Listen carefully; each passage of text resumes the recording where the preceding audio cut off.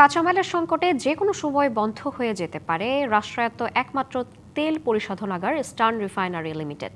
বর্তমানে যে পরিমাণ মজুদ ও পাইপলাইনে তেল রয়েছে তা দিয়ে উৎপাদন চালু রাখা সম্ভব হবে মাত্র কয়েকদিন। বিপিসি কর্মকর্তারা জানান, ইস্টার্ন রিফাইনারি যাতে বন্ধ না হয় সেজন্য সরকারের পক্ষ থেকে জরুরি ভিত্তিতে তেল আমদানির চেষ্টা চলছে।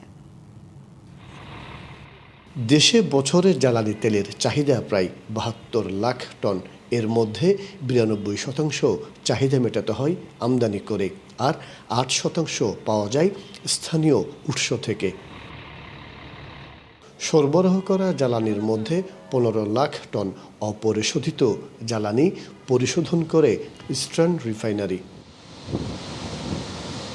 মধ্যপ্রাচ্যে যুদ্ধ শুরুর পর গত ৩৫ দিনে অপরিশোধিত তেল নিয়ে কোনো জাহাজ না আসায় ফুরিয়ে এসেছে ইস্টার্ন রিফাইনারির কাঁচামাল। এখন ব্যবহারযোগ্য মাত্র ২০,০০০ টন অপরিশোধিত তেলের মজুত আছে। যে কোনো সময় বন্ধ হয়ে যেতে পারে পরিশোধনাগারটি। আগামী হয়তো ১০ তারিখ পর্যন্ত চলতে পারে, বাট এর মধ্যেও যেহেতু খুব লো ফিডে চলতেছে, যে কোনো সময় এটা লো ফিডে চললে একটু রিস্কও চলে আসে, এবং এই রিস্কের কারণে যদি ঝামেলা হয় তাহলে যে কোনো সময় বন্ধ হতে পারে, আর না হলে বড় জোর আর ১০ তারিখ পর্যন্ত চলবে। ২০০-র বেশি সার্ভিস ও ফিচারে লেনদেনের সব বিকাশ অ্যাপে সম্ভব।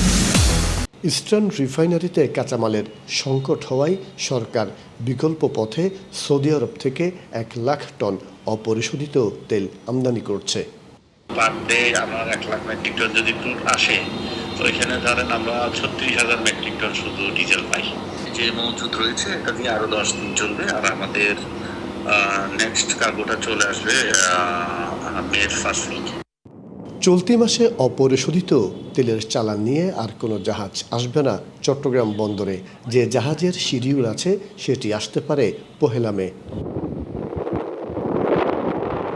এদিকে এসপিএম কমিশনিংয়ের সময়ে পাইপলাইনে জমা থাকা ৫,০০০ টন ক্রুড ইস্টার্ন রিফাইনারিতে আনা হচ্ছে।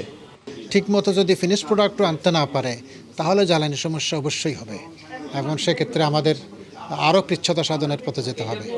আমাদের যেমন অফিস আদালত বন্ধ করার প্রয়োজন হতে পারে, অনেক কিছু সেক্টর ওয়াইজ ফার্টিলাইজার ফ্যাক্টরিগুলো বন্ধ করে দিতে হতে পারে। বিষয়টি জানতে ইআরএলের ব্যবস্থাপনা পরিচালক প্রকৌশলী শরীফ হাসনাতকে একাধিকবার ফোন করা হলেও সাড়া দেননি তিনি। মাসুদুল হক, ডিবিসি নিউজ, চট্টগ্রাম।